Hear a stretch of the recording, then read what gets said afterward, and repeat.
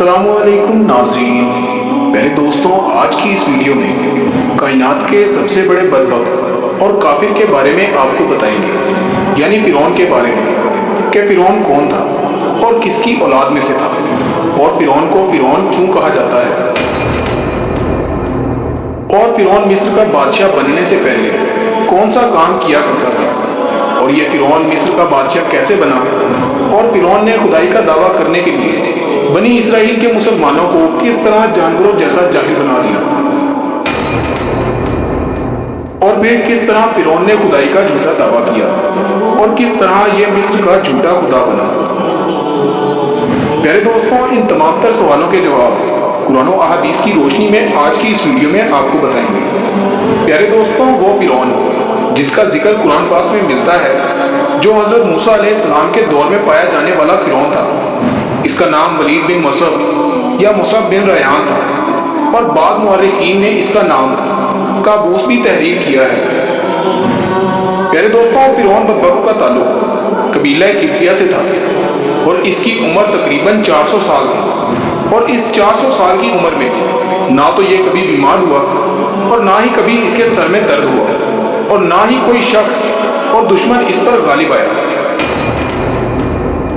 پیارے دوستوں، اس کا چہرہ تانبے کی طرح چمکتا تھا،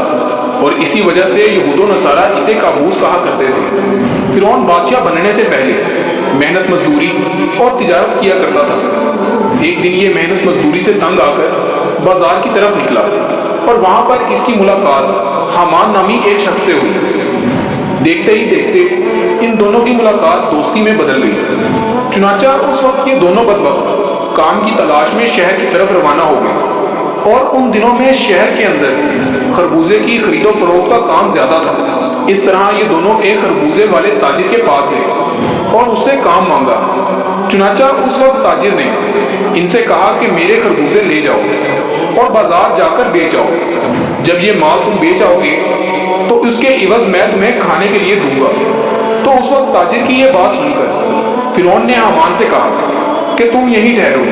اور میں یہ خربوزے لے جاتا ہوں اور بازار میں فروخت کر آتا ہوں۔ اگر آپ ایسی ہی اسلامک اور معلومات سے بھرپور ویڈیوز دیکھنا پسند کرتے ہیں تو ہمارے چینل کو لازمی سبسکرائب کریں۔ چنانچہ فرعون وہ خربوزے لے کر شہر کی طرف چلا گیا، اور وہاں جا کر فرعون نے دکانداروں سے خربوزے خریدنے کا کہا۔ اس وقت دکانداروں نے فرعون سے کہا کہ ہم تو سودا ادھار خریدتے ہیں اور بیچنے کے بعد اس کی رقم ادا کرتے ہیں، اور یہاں کا یہی دستور ہے۔ چنانچہ دکانداروں کی یہ بات سن کر فرعون تھوڑی دیر کے لیے خاموش ہو گیا، اور پھر اسی وعدے پر وہ سامان فروخت کر کے واپس چلا آیا، اور واپس آ کر خربوزے کے مالک یعنی تاجر سے آ کر کہنے لگا کہ یہ کام مجھے پسند نہیں، اور اتنا کہہ کر فرعون وہاں سے چلا گیا۔ اب فرعون کو کسی اچھے کام کی تلاش تھی جس سے فرعون زیادہ سے زیادہ مال و دولت کما سکے۔ اس کے بعد فرعون بادشاہ مصر کے دربار کے اندر چلا گیا اور اس کی خدمت میں جا کر درخواست پیش کرنے لگا کہ میں بہت دور سے آیا ہوں، اور میں بہت غریب ہوں، اور مجھے کسی کام کی تلاش ہے، اور میں کھانے پینے سے بھی عاجز ہوں۔ برائے مہربانی اپنی سلطنت کے اسی شہر میں بطور فدوی مجھے کوئی کام دے دیا جائے، اور اس غلام کو اس جگہ پر مامور فرما کر سرفراز کیا جائے۔ چنانچہ اس وقت فرعون کی یہ بات سن کر مصر کے بادشاہ نے فرعون سے سوال کیا کہ تو کون سا کام چاہتا ہے؟ چنانچہ بادشاہ کی یہ بات سن کر فرعون بولا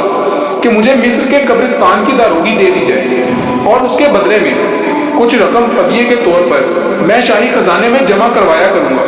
اور باقی رقم اپنے پاس رکھا کروں گا، اور میری اجازت کے بغیر مصر کے اس قبرستان میں کوئی بھی مردہ دفن نہ ہوگا۔ یہ بات سن کر اس وقت کے بادشاہ نے فرعون کو مصر کے ایک قبرستان کی داروغی دے دی۔ چنانچہ قبرستان کی داروغی ملتے ہی فرعون بہت خوش ہوا، اور خوشی خوشی قبرستان کے دروازے پر جا کر بیٹھ گیا، اور انتظار کرنے لگا کہ اب کون آتا ہے جو اپنے مردوں کو دفن کرتا ہے۔ پیارے دوستوں، اس سال قضائے الہی سے ایسا ہوا کہ پورے مصر میں ایک خوفناک وبا پھیل گئی، جس کی وجہ سے مصر کے بہت سارے لوگ مرنا شروع ہو گئے۔ فرعون نے جب یہ دیکھا تو اس نے ہر لاش کے بدلے ان کے وارثان سے ایک ایک سونے کا درہم لینا شروع کر دیا، اور اس طرح تھوڑے ہی دنوں میں فرعون کے پاس بہت سارا مال جمع ہو گیا۔ اتنا زیادہ مال آنے کے بعد फिरौन ने सोचा कि क्यों ना मिस्र के तमाम कब्रिस्तानों की दारोगी ले ली जाए। लिहाजा फिरौन ने ऐसा ही किया। फिरौन ने मुकर्रब आने बादशाह को कुछ पैसे दिए और मिस्र के तमाम कब्रिस्तानों की दारोगी अपने हाथ में ले ली। चुनाचा इस तरह फिरौन कब्रिस्तानों की दारोगी के जरिए बादशाह मिस्र के खजाने में बहुत सारा माल जमा करवाता और फिरौन के इस फेल से बादशाह मिस्र बहुत खुश होता और अपनी जहालत के सबब बादशाह मिस्र फिरौन को इज्जत और मर्तबा देने लगा। चुनाचा उस वक्त इत्तफाकन अल्लाह की रजा से ऐसा हुआ कि उस वक्त मिस्र का वजीर मर गया और क्योंकि उस वक्त फिरौन बादशाह मिस्र का बहुत ज्यादा मुकर्रब बन चुका था, लिहाजा मिस्र के बादशाह ने फिरौन ही को मिस्र का वजीर मुकर्रर कर दिया। चुनाचा इस तरह इक्तदार मिलते ही फिरौन इक्तदार के नशे में बदमस्त हो गया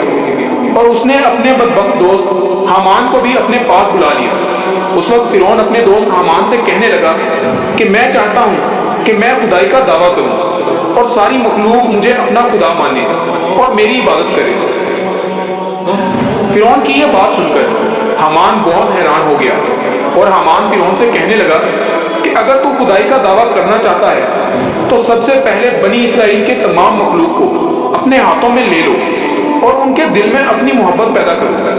हामान की यह बात सुनकर फिरौन ने हामान से कहा कि ऐसा करने के लिए आखिर क्या किया जाए और ये लोग किस तरह मुझे अपना खुदा तस्लीम करेंगे, क्योंकि उस वक्त के तमाम लोग हजरत यूसुफ अलैहिस्सलाम और हजरत याकूब अलैहिस्सलाम के दीन पर थे और किस तरह वो लोग अपने दीन को छोड़कर फिरौन को अपना खुदा तस्लीम करते। तो उस वक्त फिरौन ने अपने दोस्त हामान से उसकी कोई तदबीर निकालने का कहा। हामान ने सोच विचार के बाद ये तदबीर निकाली कि बादशाह मिस्र से यह दरख्वास्त की जाए कि मैं चाहता हूं कि तमाम तर मिस्रियों की तमाम तर ख्वाहिशात मुफ्त में पूरी की जाएं और इन लोगों के तमाम तर अखराजात मैं अपनी जेब से अदा करूंगा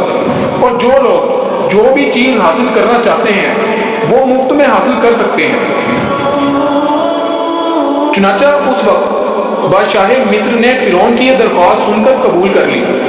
और 1 साल के लिए तमाम मिस्र के लोगों को ये रियायत फराहम कर दी और फिरौन ने 1 साल में होने वाले तमाम तर अखराजात की रकम हामान के हाथों बादशाह मिस्र के खजाने में जमा करवा दी और पूरे मिस्र में ऐलान करवा दिया गया कि इस साल खजाना रियायतों पर माफ है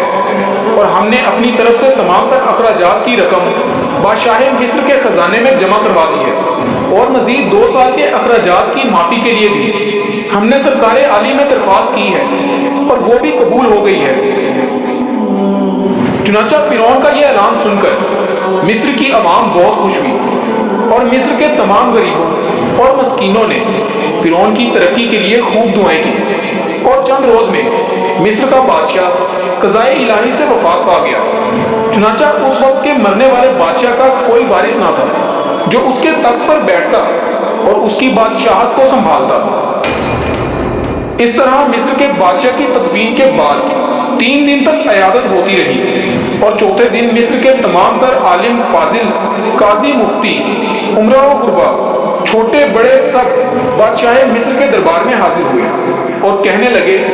कि बादशाह के तख्त पर किसको बिठाया जाए, क्योंकि मुल्क बादशाह के बगैर बेसरोपा हो गया है। चुनाचा उस वक्त मिस्र के लोगों ने फिरौन की ये नेकी देखी थी कि फिरौन ने 3 बरस का खजाना मिस्र के लोगों को माफ करवाया था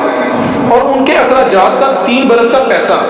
अपने पास से खजाने में जमा करवाया था। इसीलिए मिस्र के तमाम तर लोग फिरौन के इस अमल से बहुत ज्यादा खुश थे और फिरौन की यह खैर ख्वाही देखकर मिस्र के लोगों ने फिरौन को मिस्र के बादशाह के तख्त पर बिठा दिया और इस तरह फिरौन बदबख्त मिस्र का बादशाह बन गया। उस वक्त लोगों ने यह ख्याल किया कि